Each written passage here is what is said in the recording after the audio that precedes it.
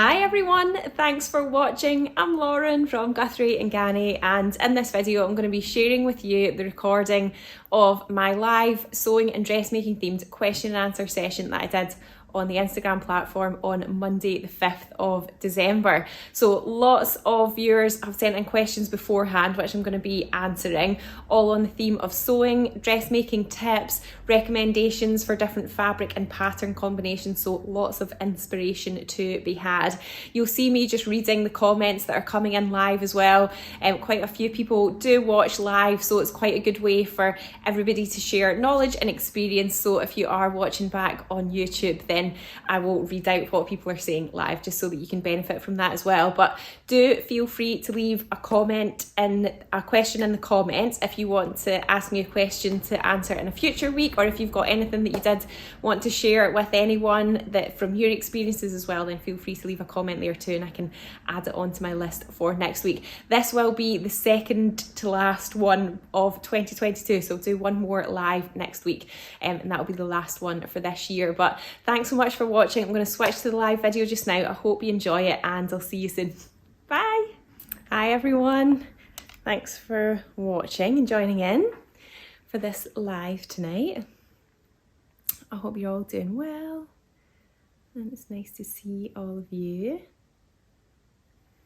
Hi everyone, how are you all? Good to see you. Thanks for joining, thanks for joining. Come on in, come on in. Got lots of questions to share with you tonight. Hopefully we'll have some good discussions and chats. Feel free to chip in, ask away any questions, and I'll try and keep up with reading them out as we go through. I hope you're all doing well wherever you are. Somebody's in Germany, ladies in Germany, hello. Happy Monday to you as well, Emma. Hi in South Wales. So yeah, I hope you've all had a nice weekend. Maybe feeling a bit Christmassy. I thought I'd get into the mood a little bit more with my latest Christmas make. This is a Tilly and the Buttons indigo dress. I'll angle the camera down a little bit so that you can see it. I have to admit, I do slightly feel like I'm wearing wrapping paper, but I guess that can just be like in a good way, you know. It's Christmassy and it's like a little bit cheesy, but that's fine.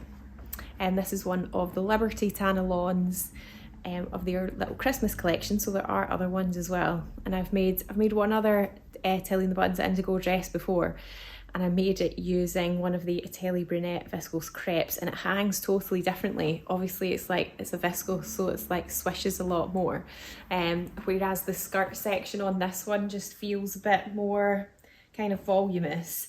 And I also had to I just lined the skirt section because it was just clinging to my tights way too much. I did actually make it without lining it because I was being a bit lazy, let's be honest. But then after I tried it on, I was like, no, this is going to drive me totally nuts. So then I just lined the skirt section. Have you just received an email that should be sent on Boxing Day? Oh dear, that is not good. Possibly. Oh god, that's like a nightmare if it has gone out. There's like literally nothing I can do. Oh dear, I'll have to fix that later. Oops. Okay, let's put that to the side for now. Okay, so yeah, I've got a few kind of notices to sort of share with you tonight, and then I'll get on to the questions that have been sent in beforehand. So we have got a little bit of a discount on some party wear fabrics right now. So we put in the little bit of sequins that we had left, and we also had a little bit of the stretch velvet as well, which has been super popular. I've had some questions about this tonight, so I'll come back to it again. But yeah, this is really good for party tops. Some people have been making party dresses, even party jumpsuits. So yeah, that we've made like a little category on the website called party fabrics. So if you look in there, it's like easy to find them all together, and the discount's already applied, so that is fine. And then the other thing I wanted to let you know, which is new, is that the Fibremood magazine, this is like a sort of special magazine that they've done. So it's very noisy car outside, sorry if you can hear that. So yeah, it's like a collection of patterns that are from their archive, but it's sort of like themed and I guess like a little bit more sort of fancy, wintry, kind of festive vibes. And we've got some of the fabrics that the samples are made up in as well. So we've got this one here, which actually really reminds me of a fabric that we used for a kit a couple of years ago, which we used to make the Frizzy Pattern Company Wilder gown. It's very similar to that. So this one is the, let me just see. This one is the Fibremood Octavia stippled dot crinkle viscose crepe fabric. It's 100% viscose, so it's got quite a really like crepey texture, which is really nice, which adds like a little bit of depth to it. And then it's pink with these sort of red dots on it, which is really nice. You can see it's nice and floppy. Somebody was actually asking about festive fabric ideas for a Wilder gown, so yeah, this could work out well too. And then we've got a couple more that the other two are viscose crepes as well, I think.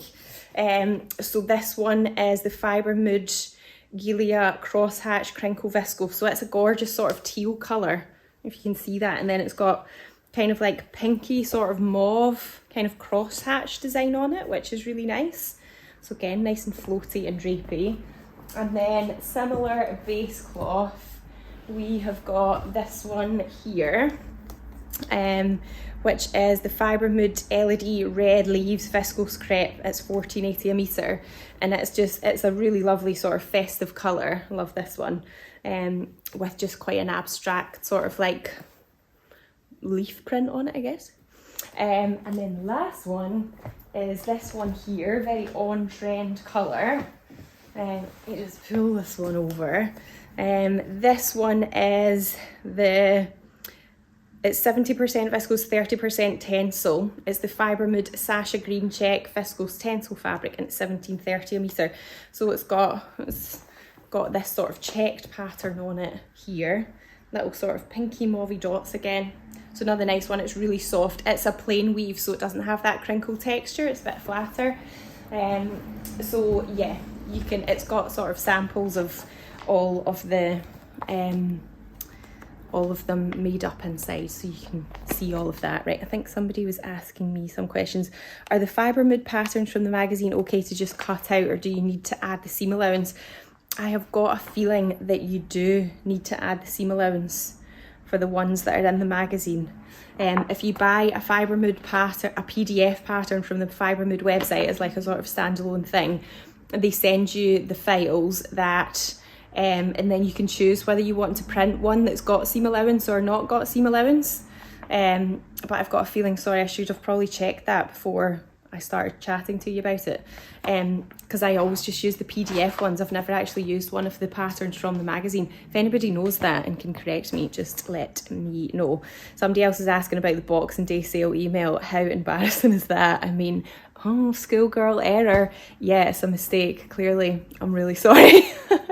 The code won't work tonight because it's not Boxing Day. It's the 5th of December. Somebody's asking, could the Mariflex thread be used for hand sewing hem of jersey, top or dress? Yeah, I don't see why not. Yeah. For the Fibremood crosshatch fabric, could you play with the direction of the check even if your pattern tells you to cut it parallel to the grain? I guess you could, but I actually don't think you would notice because it's kind of like in a bit of a square formation. So I don't know if you would, I suppose it would depend how big your pattern pieces were, but I'm not sure you would it would be majorly impactful if you did that on that particular one. Actually, maybe, oh sorry, you meant this one. The cross hatches on this one, I guess, are kind of on the bias. So again, I think because they're sort of in a square formation and they're on the bias, again, I think if you were still keeping it on grain, like either parallel or at a right angle, I don't think you would notice the difference there either. It would obviously be only if you actually cut something on the bias, then the then the lines of it would look a bit different. Okay, somebody's confirming, yes, the magazine doesn't have the seam allowance. Generally no seam allowance on the magazine patterns. That's what I thought. Thank you for confirming. Okay, so also there was a few things following on from last week. So what I'm finding now is that because I'm sharing it on YouTube, is that quite a few people are then like hearing the questions afterwards and then sort of like having their own input because they're not watching live. So because last week somebody had asked about making the Friday Pattern Company Heather blazer in a ponte or a stretch. So somebody suggested that there's an itch to stitch ponte blazer that you could use stretch fabric. And then somebody also asked about patterns for soft shell fabric, which is that water repellent fabric that's got a sort of fleecy lining, so it's kind of like a double-sided fabric. And somebody said that they'd made the Merchant and Mills Landgate, which is a sort of jacket coat in a soft shell, and it works really well. So another idea there. Somebody else was also asking what is the fabric used for the Esme cardigan in the window. This is our viscose blended knit fabric, and we do have more of it on the way. It's currently in the process of clearing customs, so I'm hoping that it'll be here within the next few days.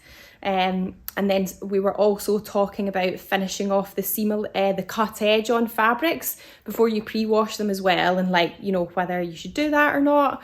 And somebody said, I guess this has maybe been their experience, if you don't finish the raw edge on denim, it can unravel and wrap around the fabric and leave white marks as it seems to affect the dye.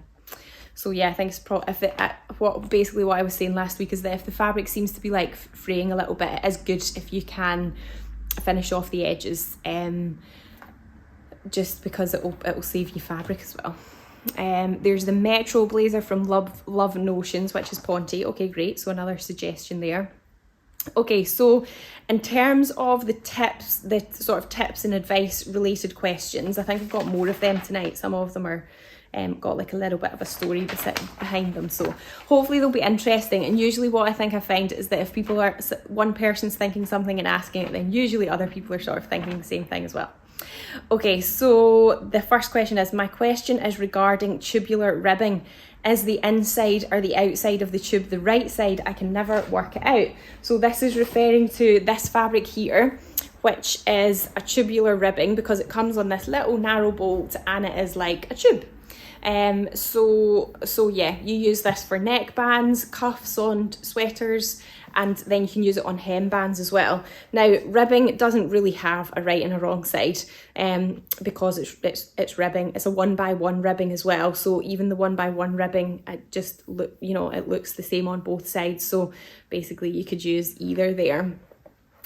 My general advice would be that if you're never sure what is the right and wrong side, if you can't tell, then the chances are once it's actually made into the garment, like nobody's going to be able to tell. So as long as you're consistent, then it's going to be totally fine. But really with the ribbing, it is basically the same on both sides. So that is the answer to that question. Okay, the next one was any last minute gifts to make that don't need fitting.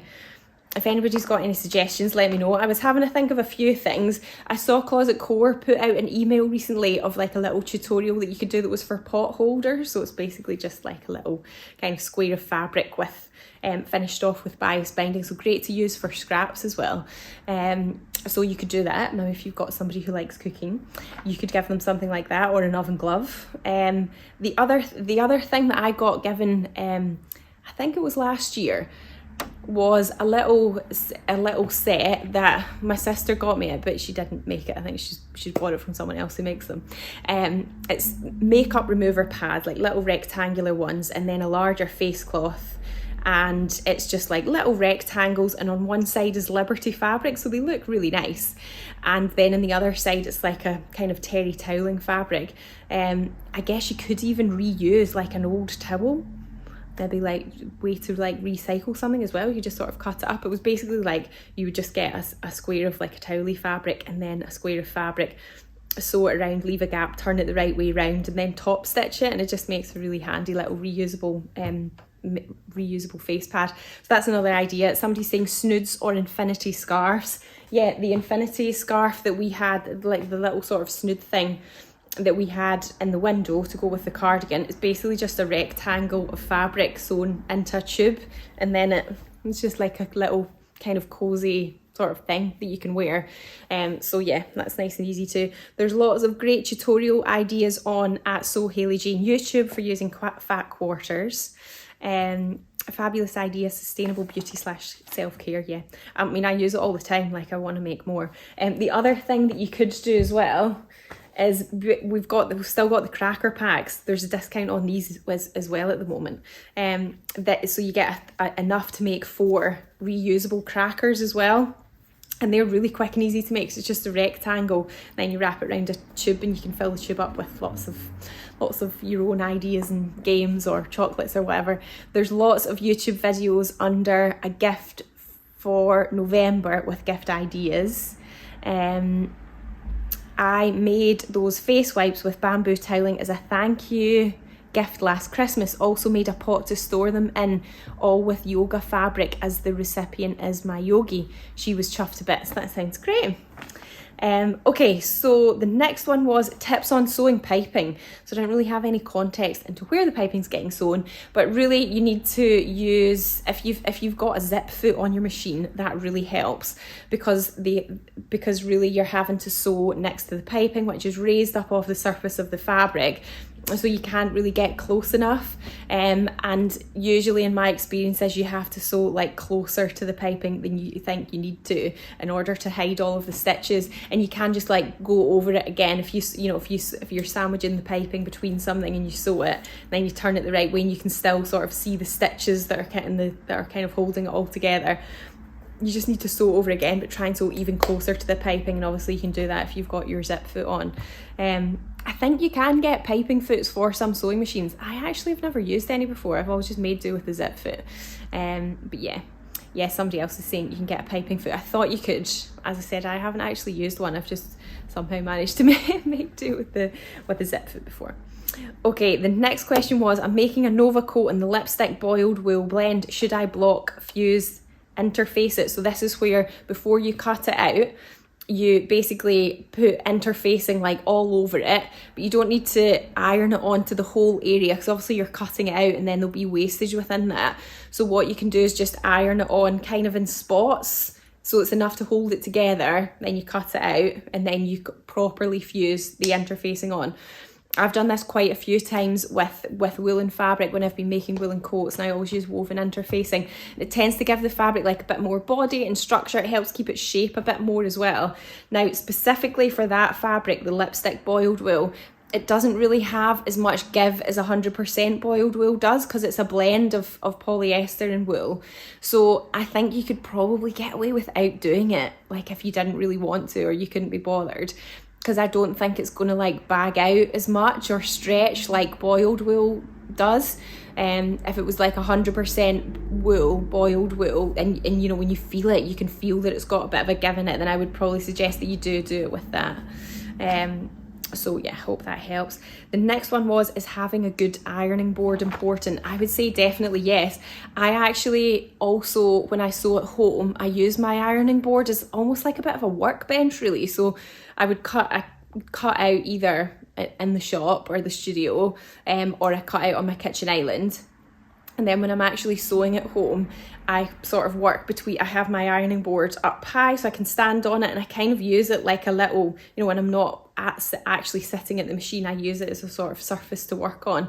So I have one of the wider ones. You can get like sort of, I guess, standard size ironing boards, and then you can get wider ones as well. So I have a wider one just because obviously you can fit more onto it. But you definitely want an ironing board that's got a decent amount of padding in it, because if you've got that, it makes, when you're pressing and ironing your fabric, it means that there's kind of like more give in the surface you're ironing on, or it can store more heat as well, which can help to get better pressing and ironing when you're working on it. So I would say having a good ironing board is really useful. I think you'll notice the difference if you've got a good one.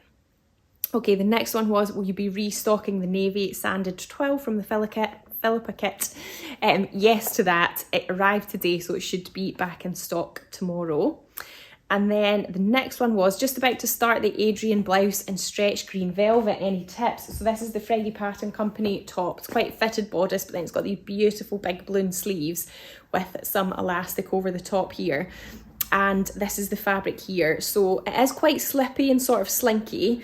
It does have a nap on it, so when you stroke it, you'll feel that one way feels like a bit, almost like a bit rough, and then the other way feels smooth. So the way that you want to cut it out is if you imagine the fabric's like on your body like this, then you need to smooth, it needs to be smoothed down the way like that. So you have to just make sure you cut out all your pieces like that.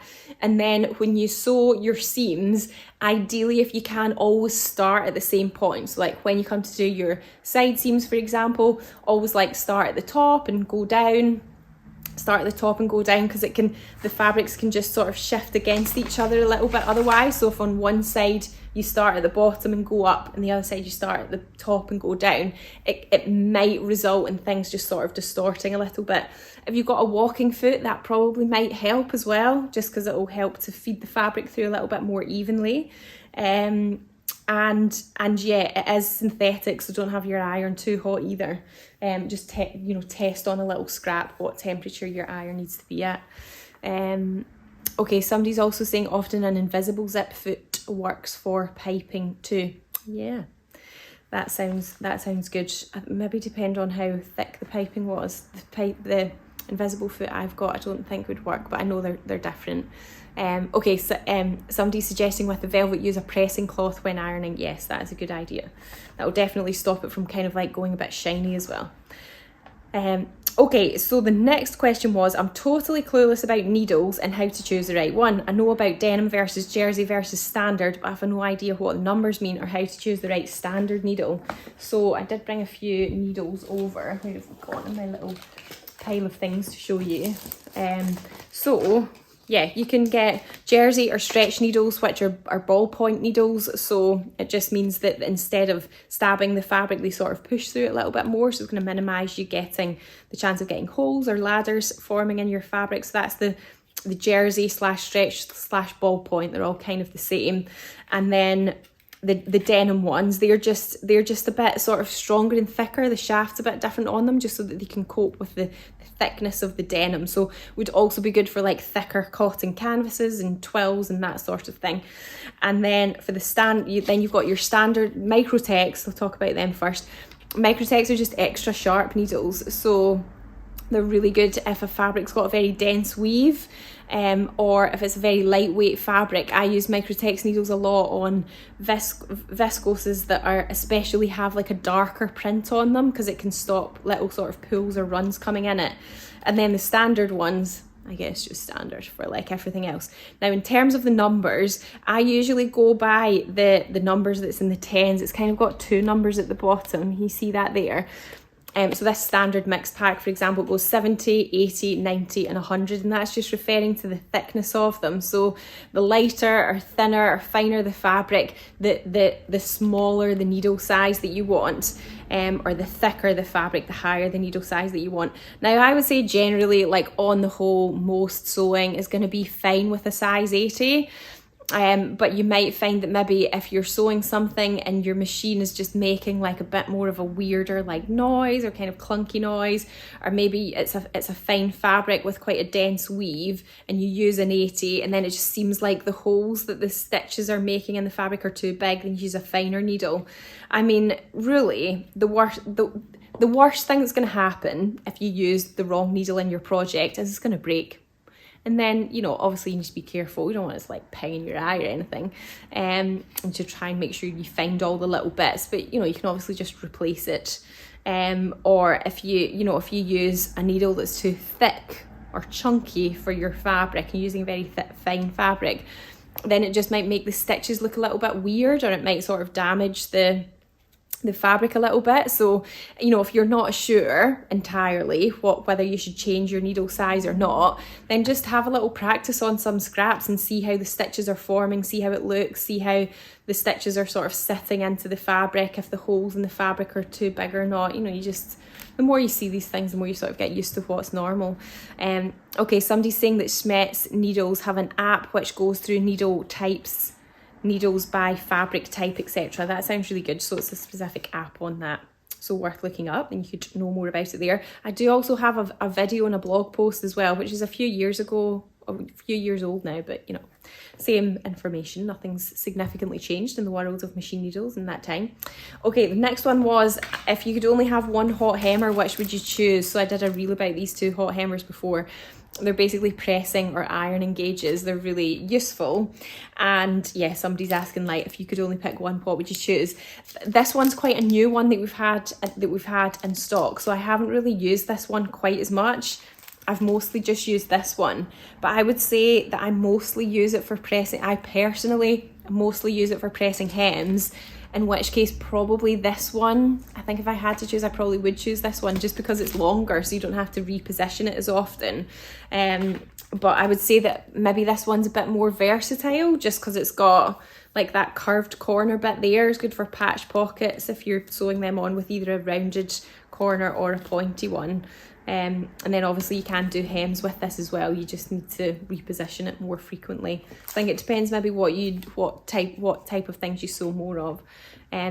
Somebody's saying I've got both hot hemmers and I use the smaller one most of the time. Yeah, that's good to know.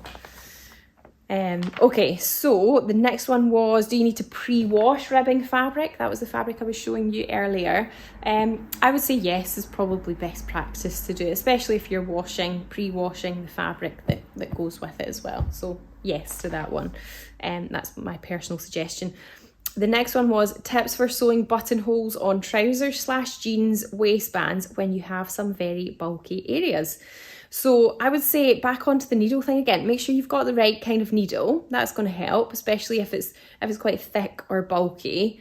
And then it might also be that you want to change the stitch length. My machine's actually quite good at buttonholes, so I often actually don't find that I've got a problem with it, but can appreciate maybe on some other machines, you know, machines just vary, don't they, in terms of how they can handle different buttonholes.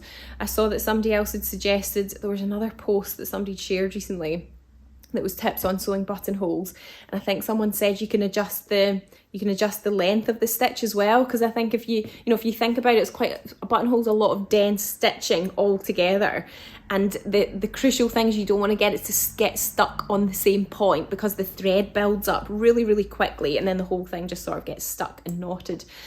So I think you need to sort of be very aware of what order your machine is doing the buttonhole in, and that you're helping to move it along. In that instance that you see that the machine's getting stuck on that spot, you just need to kind of give it like a little tug or a little pull, like help it to move along.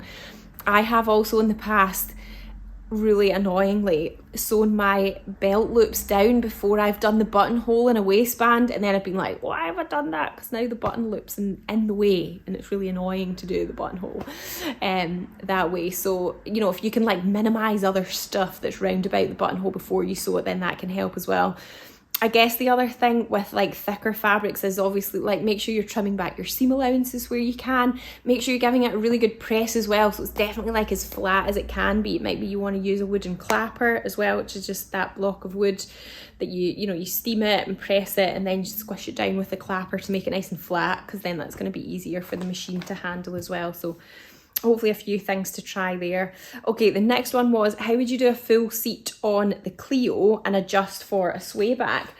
So I think in terms of a sway back on the Cleo, I think the main thing that I would watch out for here is that if you're adjusting for a sway back, because that centre back seam in the Cleo, it's the Italian buttons pinafore dress, it's just a vertical seam there. So really it would be about making that back seam more curved so that it would like fit into the shape of your back.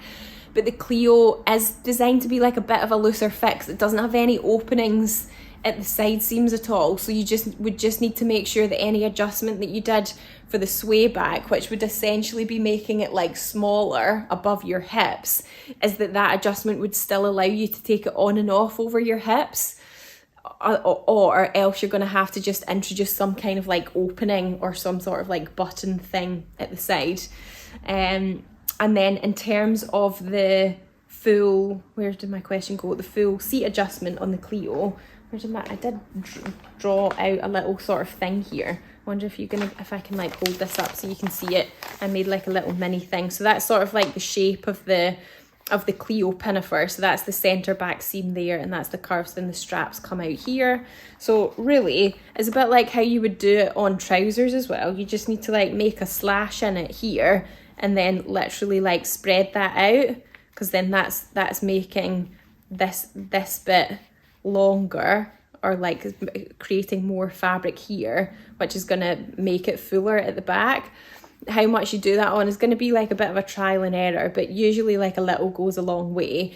Now you'll notice that it does then obviously make this line here not vertical, so it might be that you then have to kind of like mess about with that a little bit, because you would then maybe want to, like, if you're making it a bit longer there, it might be that once you try it on that you want to like change, you know, you want to just take that in a little bit, or sort of change the curve of that once you've actually got it on your body. So, you know, a bit of trial and error, but hopefully again a few things to try there.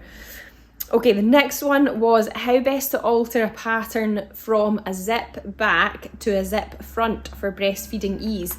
I think the main thing that I would maybe consider here is that if you change it to the zip to be at the front, then it's going to be like quite a feature. It's going to like really change the whole kind of aesthetic and look of the garment, which you might not necessarily want. And it might be that maybe there's another way to make the dress sort of accessible for breastfeeding or compatible with breastfeeding. So I have seen before dresses where they have seams that kind of come at the side, and then they put invisible zips at the side, so then you can kind of unzip the zip and open it there. And then I've also seen styles as well where it's almost like there's two layers at the top, so that you kind of have, so say it was like this dress, for example. Let's see if I can make this work. So this is a little bit off the top of my head. So it'd almost be like you had two layers to the bust section, and then the top layer would just kind of be hemmed and like loose really. So it would still sort of look like a dress, but you would be able to kind of lift it up. And then underneath that, I actually made a top once which looked really weird because I did like two layers, and I basically like scooped it out, so the underneath layer just had like a bit that came up the middle and like went into the neckline, but it was just like open here. Then obviously you've got your brow one underneath, but then the top layer just kind of comes over, so you're basically like sort of lifting in that instance. But yeah, I would just be wary about switching the zip from the centre back to the centre front, because I think it would really change how the garment sort of worked, and I think it might sort of like feel a bit weird as well. But essentially, if you did really want to do it and you were like, no, that's okay, I don't mind the zip being at the front, then you would just need to cut out the front bodice, instead of it being cut out on the fold, cut it out in two sections, but add on a seam allowance in the middle. So yeah, can be done. Okay, the next question was, will you be getting the metallic spot double gauze back in stock? I'm sorry, it was like a sort of more partish one we got in, and we're not going to get any more now. Okay, the next one was, any advice for waxed canvas or recommendations for alternative fabric for the Kelly anorak? So I have made the Kelly anorak in a waxed canvas. I would make sure that you use a Microtex needle, and there's quite a lot of pressing in the Kelly. I brought another version over here because it's got these like sort of concertina pockets here, and you have to like do a lot of pressing around here. So it definitely needs to be a fabric that's going to be pressing well. If it's a waxed canvas, you can get like a Teflon pressing cloth, which sort of helps too. But you can also just make the Kelly in other fabric too. So this is one that we did as a kit, and it's just a cotton twill fabric. And I've got a blue version of this, which was another sample for the kit, and I wear it loads in the springtime. It's a really nice sort of more casual, relaxed one, so it does work in just a cotton twill as well. We've got that in lots of colours. But we do actually have some like water repellent fabric at the moment. They're just sort of like a few ones on their own, because they were dead stock fabrics. They were from our dead stock supplier. So this one here is the khaki water repellent outerwear fabric. It's 70% cotton, 30 nylon, and it's $14.60 a metre. And it's just like quite a dense weave cotton fabric. And then yeah, it's water repellent. So when you splash water on it, you know, it does lots of beading. and you can just sort of brush it off. Okay, Helen's saying I did lots of finger pressing for my dry waxed cotton Kelly. Yeah, if it's, you know, depending on how heavily waxed it is, you can sort of just mould it with your hands as well. And then the other one that's water repellent as well, which we've got a little bit of. This is a new one, so it's quite near the top of the just arrived section. Oh, dang, the tag's fallen off of it, so I can't read it out to you. Sorry, it's just a just arrived tag. This is like really water repellent. Honestly, when we were splashing water on it, it just wasn't penetrating the fabric at all. It's got a subtle little sort of check in it as well, which is kind of orange, and it's not too thick either. It's not too heavy. I think you would. As I said, I'm sorry I've not got the tag on it because I can't read you the composition. It feels like there probably is something synthetic in there though. It's probably a mix. So you just watch out when you're pressing that one as well. And I would say a Microtex one for that one too. It feels quite dense and thick. Okay, another comment on the Closet Core Kelly. I've made a Closet Core Kelly in water repellent fabric and it pressed absolutely fine. I just made sure the iron wasn't too hot, and I also used seam sealing tape. That sounds good. I bet that makes it nice and waterproof. Okay, the next one was, I'm desperate to make a tunic style dress out of flannel. How to avoid it looking like a nightie. Interesting one. I think maybe what I would do is think in your head what a nightie is to you, and then you're going to have to give the dress some other kind of feature that makes you dissociate from that. So it might be something like maybe making it more fitted around the waist, like you might want to make like a little belt that you could kind of draw it in. You probably wouldn't have that in a nightie.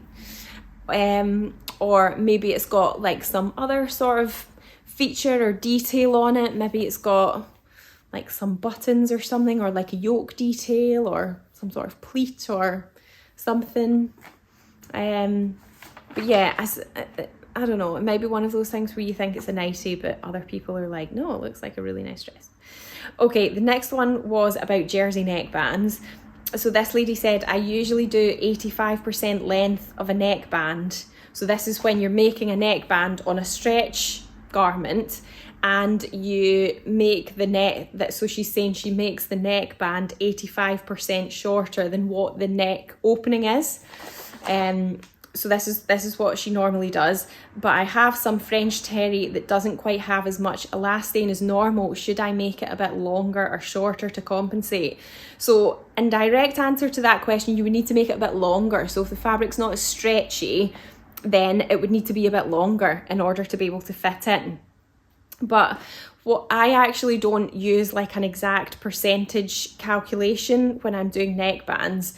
I have a couple of ways that I'll do it if I feel like the stretch in my fabric is just maybe like a bit different from the stretch that's recommended in the pattern, or I think that the neckband maybe looks like a little bit too long. My experience usually is that the pattern piece for neckbands is like a little bit too long, so then when you put them in, the neckband just is like a little bit sort of baggy, or it kind of flops out, and that usually happens because it's not been stretched enough. So sometimes I'll put neckbands in where I just sew one shoulder seam, so then it's like one long sort of curved bit, and I'll kind of stretch the neckband as I go. And that's like a little bit more freestyle, you know, if you're quite a precise sewer and you like things to be like very lined up before you sew, you might find that method a bit stressful. It takes a bit of practice, but it is quite quick and easy once you get used to it. The other way that you can do it is in the round, so both shoulder seams are joined, and then you can cut a neckband that's longer than you know you'll need, and then literally just sort of gently stretch it all the way around, and then you can work out specifically for that fabric how much stretch it needs to have, because it does vary. And you know, all fabrics are like a little bit different in terms of how much stretch that they have. So you know, it might be that you're using a fabric for a project and you know you do need to customize the length of the neckband. Following on from that, this lady said she'd also made the Wardrobe by Me boxy sweater, and the neckband's quite wide. Okay, so that's just like the style of that garment, and it's sitting high and not flat or flush against the body. it says to cut it as a straight cylinder. What am I doing wrong? I used ribbing fabric. So what was happening was where the neckband was quite wide and where it was attached to the bodice sitting flat, but then as it sort of came up, it was kind of sitting proud a little bit. It wasn't sitting flat. And that's because the circumference at that point was too big, so it wasn't sitting flat against it. So what you need to do, I was going to do this before I came and then I ran out of time. Right, so if you imagine, I'm going to see if I can show you with this like little bit of paper. If you imagine that this is your neckband piece here, and it's going to get like joined in the round, then what you need to do is basically, so if this is the raw edge at the bottom here, and this is the folded edge at the top, this bit at the top needs to be shorter than the bit at the bottom. So you have to just like trim it at a bit of an angle like that, you see? So then when you open it out and you're joining your neckband in the round, your piece will be sort of shaped like this. So then when you sew, you have to like go down and then pivot and then sort of come back up again. So that is how you would fix that if the neckband is particularly wide. So hopefully that makes sense. Okay, on the point of the tunic and flannel not looking like a nightie, Jane has said, I've made a Merchant and Mills fielder dress in a flannel. That sounds nice. I've made the Laurel dress by Colette out of the Robert Kaufman herringbone flannel. I'm really pleased with it and I have had compliments. Well, there you go, that sounds good.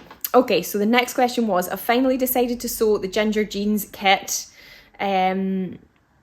And I'm between a size 8 and a 10. My measurements are 1 centimetre larger than the 8, so sizing up to the 10 might be too big. Should I cut the size 10 and have extra fabric to take in and baste fit? I would say yes, I think you should. Because it's not, like 1 centimetre is not really that much of a difference. So I think you would be able to absorb that between the side seams and the centre back seam. Okay, the next one was, I've only made one garment in stretch fabric, the Tilling the Buttons Coco, which is fairly loose. And only fitting issue I had was one distinct wrinkle on my bust where the dart would be in wovens. I've now made a toile of the sew over at Meredith. This one is a lot more fitted than the Coco, but I have the exact same issue. Do you know what might be causing it? So I think, just going off that information, one thing I would investigate is what your dressmaker's cup size is. So what is the difference between your full bust and your high bust? And if it's more than a couple of inches, then it might be that you need to do a full bust adjustment, or like have more room for your bust here, even though it's a stretchy fabric. And quite a lot of pattern companies now have those cup size options too. So it could be that. I guess what you could do is actually just like sew a dart in it as well, if there's like too much fabric there. But yeah, I think without knowing like more information, that would be my questions. Maybe you need a full bust adjustment. Okay, the next one was, I'm new to sewing and only sewing children's clothes for my son, but I want to make something for myself. I like the Tilling the Buttons Lyra and the Coco dress. Are these suitable for a beginner, and what fabric would you recommend for them as winter dresses? I think it depends what type of clothes you've sewn for your son, because I would say that the Tilling the Buttons Lyra is probably like a little bit more complex. It's not like a complete beginner project. Having said that, the instructions for Tilling the Buttons patterns are really good. They're very in depth. And if you've got like confidence and you've done maybe quite fiddly things, if you're little things, if you've made stuff for your son that's a bit more complicated, you might be fine. I saw a really lovely version of the Lyra in this fabric on Instagram. This is the steel grey animal print viscose twill fabric, and it's $13.60 a metre. So viscose twill tends to be a little bit heavier and more weightier, so it feels a bit more wintry. So I think this is a good option for the Lyra in the winter. You could also use a needle cord as well, a non-stretch needle cord, but it would just sort of hold its fullness a bit more in needle cord, because a needle cord's got a bit more structure. The viscose is a bit more floaty. In terms of the Coco, we've got this striped ponte, which would be nice and easy to work with. This is the grey and white striped ponte Roma fabric, and it's $11.80 a metre. So that's another option there. Okay, the next one was, gosh, I'm like, the hour is flying past just now. We're really trying to get through all these questions. Okay, I have a problem with leggings, and I find I'm constantly having to pull up the fabric on the legs, does this mean I should size down in the legs to make them tighter, or the opposite? Would the kind of stretch fabric I use also affect this? What's the best type of material for leggings? So I think if they're falling down, it does seem like maybe they are too big, or maybe the fabric you're using doesn't have that very good recovery, which is when the fabric stretches but it doesn't then sort of like bounce back to its original shape very well.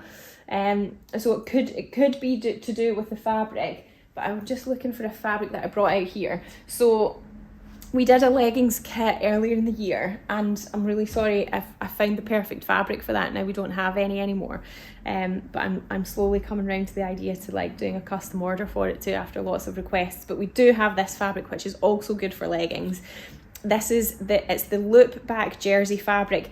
It's 95% modal and 5% elastane. It's $15.90 a metre, and it comes in lots of plain colours. So this specific one is the moss green loop back, and I have made leggings out of this. I've made the Megan Nielsen Virginias out of this when I was pregnant, and it's got quite a good thickness. It feels really nice and soft. Just depending on what pattern you're using, it's actually a bit stretchier parallel to the selvage than it is at 90 degrees. So depending on what pattern you're using, it might be better to cut your pieces out at 90 degrees to that sort of selvage edge, just because it's got a little bit more stretch. But what you could do is just sew the inside leg seams on the leggings that you've got that are falling down. Just make it a little bit of a bigger seam allowance, and then just see if that makes any difference as well.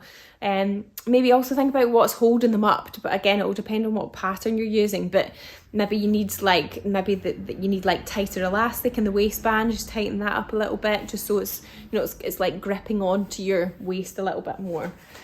Okay, the next one was, I want to attempt Hudson joggers for my husband for a Christmas present, but I don't want him to know. Can I try and get a size from ready to wear ones? And if so, how can I do this? So I would have a look at, I would measure them and see if you can measure you then have the finished garment measurements of the one that fits him. And then you can look at the finished garment measurement chart on the Hudsons and see what most closely matches to that. So that would be my suggestion. Or else maybe if he's like a really heavy sleeper, just try and get him to fall asleep on a measuring tape and then put it around. Maybe slightly less practical. Okay, the next one was, I'm looking for pattern and fabric suggestions for a New Year's Eve informal dinner party at a friend's house. Whilst it is informal, the other ladies I notice always wear a sparkly top. I'm not sparkly particularly. I was thinking of maybe a top to wear with trousers or smart jeans I have. I've seen your sequin fabric and you suggested patterns. I am often cold, so wondered if there was any suggestions a little warmer. I need a full bust adjustment, not a problem, just saying in case any bigger cup size pattern suggestions. I think if you're not a sparkly person but you want something that's a little bit fancier, I would say that this stretch velvet is a really nice option because it's plain but it's got this sort of like really nice kind of sheen or like luxurious feel to it, which I think would work really nicely. So yeah, people have been making the Adrienne out of this, and the Friday Pattern Company Adrienne, and then somebody else actually also made, this is relates to another question, the Paper Theory Zadie. So just checking my thing isn't frozen there. So this other question said, I've been wanting to make a jumpsuit and I like the look of the Zadie apart from the low crotch, which I don't find flattering.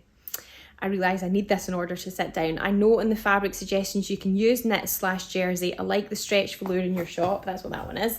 And it's nice and Christmassy. Would it be suitable for the Zadie? And what would you do about dealing with the bias binding at the front and to prevent it going wavy? Also, I presume I'd have to downsize, particularly when the reviews tend to say the Zadie comes up big. So when I made the Zadie, I sized down 2 sizes, and I also shortened the length of the crotch by, I think I ended up shortening it by 2 inches.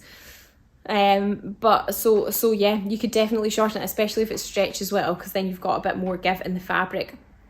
So in extension to that question, the lady said, I've looked at the Nova pattern, but I prefer the crossover style of the Zadie. Another option would be to make a faux jumpsuit, which would eliminate the low crotch and the toilet issues. Although I like the saguaro set, I'm not as young as I used to be and feel the top would be too cropped and revealing in the bust area. Any recommendations for patterns for wide leg trousers and a separate top? Maybe the tilly and the buttons peril cardigan would be an option. Yeah, I think that would be an option. Paper cut also have a wraparound cardigan as well. I feel like Sew Over It might have one too, but I can't remember what the name of it is now. So yeah, you could definitely do like just a top and a bottom. You could use the trousers from the saguaro set if you wanted to, you know, and just not the top. And then, you know, combine it with the top that you're wanting that's that wraparound. So somebody else, Chris, also shared on Instagram, another lady, she'd made the Zadie and the stretch velvet, and instead of doing the bias binding, because like, you can't really do bias binding with that, it'd be too thick and bulky, she just hemmed it, basically, just turned it around and hemmed it. I think you could do I think you could maybe do like forming tape interfacing or stay tape interfacing just to stabilise it. Or I wonder if you could even try using the stretch fix, actually, which is the stuff that we included in the True by Zoe tank top pattern, which is basically like Bondaweb, but it's for stretchy fabric. So you would use that to sort of press the fabric back and hold it in place, and then you could just stitch it afterwards. What is the fabric width in the stretch velvet? I think it is wide. It's 148 centimetres wide or 58 inches. Okay, Helen said, soon after I started sewing and I knew I would want to make gifts, I got all my family members to take their measurements to avoid asking measurements just before birthdays, Christmases, which worked well. That's a very good idea, Helen, and you're a very generous stitcher. You making all these things for your family and friends. They're very lucky. The Sew Over It top is Ella. Okay, thank you. Please could you go back to the unanswered question from somebody else on warm fabric for winter dress? Let me see where I missed that one. Can you recommend a really soft, warm draping fabric suitable for warm winter dress? A sweatshirt fabric would be too stiff. I'm after something with a lovely hang and drape. I would say that really we do actually have some wool fabrics which have got drape in them. I pulled this out in answer to another question that was about trousers, but this is the Moss Stretch Twill Weave wool fabric, and we do have some other wool suitings as well which do have a bit of drape in them. I've got a video on trouser making where I show you how all the fabrics drape and everything, so you might see something there, and obviously because it's wool it's warmer, but you can even see here, you know, this one is like sort of quite floppy. But otherwise I would say if it's like something with a print that you want, a sweatshirt definitely is going to be quite stiff for a dress. A viscose twill is good because it physically feels a bit thicker.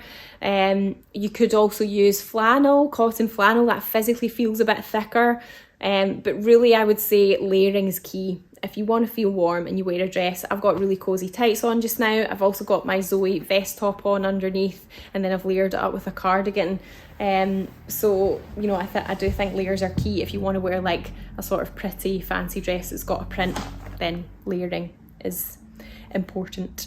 Okay, somebody's saying the Medal loop back jersey is super nice and warm and drapey. Yeah, it physically feels quite thick as well. That was the one I was showing you for the leggings, and you can make dresses in that as well. I've actually made a Sew Over It heather dress in this before, and it worked quite nicely, and it physically feels a bit thicker, so nice and warm. Just finishing off the off dress, and zip is in and out. Any tips? I'm sorry, I'm not sure I know what you mean. Okay, a few minutes left. I'm going to try and blitz through all of these other ones. Okay, recommendations for a festive wilder gown. So I did show that one at the beginning. That was one of the Fibremood ones, and it was reminding me of the kit that we did for the wilder a while ago. It's the Fibremood Octavia stippled dot crinkle viscose crepe fabric, and it's £14.80 a metre. That's in the new Fibremood magazine as like a kind of wraparound dress, but it would be good for the wilder as well. The other one, which is like maybe a bit more out there, but I think is very festive and partyish, is this Fabric Godmother one. I love everything that I've seen on Instagram that's made out of this. It's the Fabric Godmother Dazzle Cobalt Viscose Sateen, and it's £24.50 a metre. We've only got a little bit left on that. We've got another fabric on the same print, but it's on a slightly different base fabric, and it's a little bit more shiny. this one's a bit more of a subtle sheen. Okay, the next one is recommendations for patterns for the stretch velvet. We're back to that again. So the Zadie, as I mentioned before, the Friday Pattern Company Adrienne would be good. The Closet Core Ebony would also be good. And then, yeah, I think you could definitely make, we were like talking about making a wrap cardigan as well. That would be nice too. Okay, the next one was plain needle cord for the sew over it Ava skirt.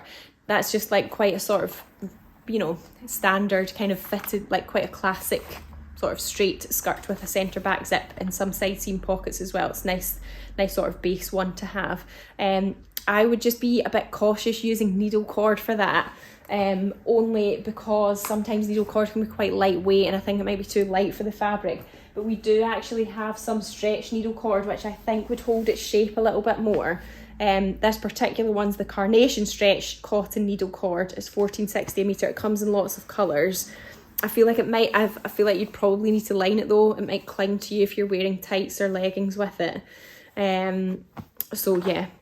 Or you could use the thicker cord. It might sort of hold its shape a little bit more. That's not needle cord, it's like a sort of chunkier cord. It's the Petrol Cotton Corduroy. It's $18.20 a metre. So a few suggestions there. The next one was, would the cotton twill be too heavy for the Closet Core Pietra trousers? I'm looking for something structured in a bright colour to show off the style lines. Did I bring a bit of that over? Yeah, I did. This is it here. It's just 100% cotton and it is, this is the rose cotton twill fabric. It's $14.50 a metre. I think it would be fine if you're happy with a sort of more of a structured pair. I think it would be a really good option. I have made the Anna Allen Persephone pants in this before and you know it looked nice, so yeah, I think it would be fine. The next one was patterns for the Atelier Brunette gauze fabrics, plus size friendly. Cashmerette, I've got a few options that I think would be nice and they come with quite a wide ranging cup size. The Springfield top, which is like just a sort of shell top or like a sleeveless top. The Rose Clare dress, the Harrison shirt would also be nice. Friday Pattern Company Sagebrush and the Megan Nielsen Dove blouse as well would all be nice. I'm presuming it was these gauzes that she didn't actually say, but yeah, that's the Atelier Brunette cotton gauze fabric. Next one was fabric suggestions for Leisland Co Peckham trousers, prefer plain or small pattern.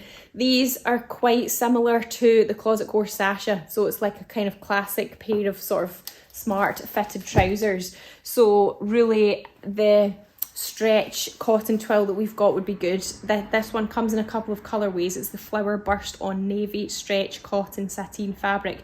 It's $15.80 a metre. So we do have quite a few stretch cottons, stretch sateens in plains and navies, and I think they would all be good for that pattern, the Peckham trousers that is. Next one was, can you recommend a denim for the Morgan jeans? I'm loving making jeans so much. I'm going to make a pair for my mum. Lucky mum. And yeah, jean making can get quite addictive once you get over that initial fear. So we've got a few different colours of this one here, which is this one is the dark blue 11.7 ounce rigid cotton denim flannel fabric. Oh god, I'm all over the place. Don't be put off by the word rigid. It's really just referring to the fact it's non-stretch, which is what you need for the Morgans. It's not really that rigid, it's just non-stretch. But that's kind of what it gets called. But yeah, this is like a good weight for it, and just, yeah, quite a classic sturdy denim, and it does come in a few colourways as well. And then the last couple that I had were for the Waves and Wild Superstar bra. So this is it's quite sporty. It's got a band here and then like darts and sort of comes up and then got a really nice crossover at the back. It says you need 50% stretch with really good recovery. You could use this fabric here, which is actually our swim fabric that we had in the summer, the Liberty one. We've still got 3 colourways of it left, but I made a True Bice Zoe tank top in this fabric, and I kind of wear it a bit like a top / bra, and it actually works okay, and it's got the stretch and recovery that you need. I couldn't think of anything else that we've got right now that's got that much stretch and recovery that would sort of be thick enough. It looked like it needed to sort of be a bit thicker. wonder whether the tencel jersey might actually be okay, but it is just a bit thin. But then it is lined. I don't know, I'm not sure. I've not made a pattern like that before. Okay, the last one that I had here was fabrics for the Merchant and Mills factory dress. So I think some needle cord would be good for that. You could use denim or chambray. We've got some lightweight denims, which I think would be really nice. Or you could also, what else did I bring out? You could also use a flannel as well. We've got the Robert Kaufman flannels in lots of different colours, and they're the ones that feel brushed and nice and cosy, so that would be nice. That's a non-stretch needle cord that I was talking about earlier. This one has got little cute embroidered hearts on it, as well as the aubergine embroidered heart cotton needle cord. It's 20.60 a metre. Really nice purple colour there. So I think that would be, it's non-stretch, it's lightweight, so I think that would be good for, you know, for dresses and tops and shirts and stuff that just feel like a bit thicker or a bit warmer. The other one that I missed actually before, because I've just seen the fabric out here that I was going to suggest, fabric for the sew over at Nina trousers and cigarette pants. So they were just sort of like smarter pairs of trousers. This fabric that we've got here in loads of colours is perfect for trousers. It's so nice. It's been really popular for trousers. This particular one is the muted moss, but it is the bamboo blended twill fabric. It's 24.50 a metre, and it's a bamboo and recycled polyester mix. It's wide, 150 centimetres, 24.50 a metre. I can't remember if I said that. It doesn't crease, which is good, and it's just got a nice weight. It's not too stiff either, so especially for sort of wider leg styles, it's going to be nice because it will move around. Like, it won't feel too sort of stiff and yeah, like rigid. So it's really nice. Okay, let's see what questions I've missed here, and then we'll get things wrapped up. Okay, so somebody's saying, talking of kits, yeah, so only a couple of days away from the new Sewing Society kits for December going out. So I'm very excited about that. Any hints? Yeah, one of them's quite a technical fabric, and one of them's got quite a lot of components, including a zip that has a double pull on it. Sorry, really late, completely forgot. Don't worry, you can watch it on here, on Instagram, or on YouTube tomorrow as well when it uploads. Does the Ava skirt need stretch corduroy? No, it doesn't need stretch, but you can use something that's got a bit of a stretch. I would just make sure that you use woven interfacing in the waistband just to stabilise that, but you'd be fine having something with a little bit of stretch in it. I've made the Tilly and the buttons indigo and a Telly brunette gauze. It's my favourite dress. That sounds really nice. It comes together so quickly. When I made this one this week, this weekend, I was like, oh yeah, this comes together really quickly. It's just a plain bodice with darts. Just pull it on and off over your head. And then the skirt's quite straight as well. I've put on a belt with it because I just, especially with the cotton lawn, it just felt a little bit fuller, and I thought I wanted a bit more shape, which is why I put a belt on with it. But the one that I've made out of the Telly brunette viscose crepe one, I don't wear anything with that because it's quite lightweight and like a bit more swishy anyway. So yeah, okay, well, thanks so much for watching, everyone, and all of your questions. Next week's going to be the last week of 2022 for the Insta Live, so it'll be my last one before Christmas. So do send me your questions if you've got any, and I can add them to my list for next week. And I'll get the video uploaded onto YouTube tomorrow, and yeah, you can watch it back here on Instagram as well. I'll share it to my profile too. But I hope you enjoy the rest of your evening and have a good week, and that you try and get some time for sewing, even though it's quite a busy time of year for everyone. So yeah, thanks again, everyone. Thanks for your thanks, all your lovely thank you messages at the end. That's really kind. I'll see you soon. Bye.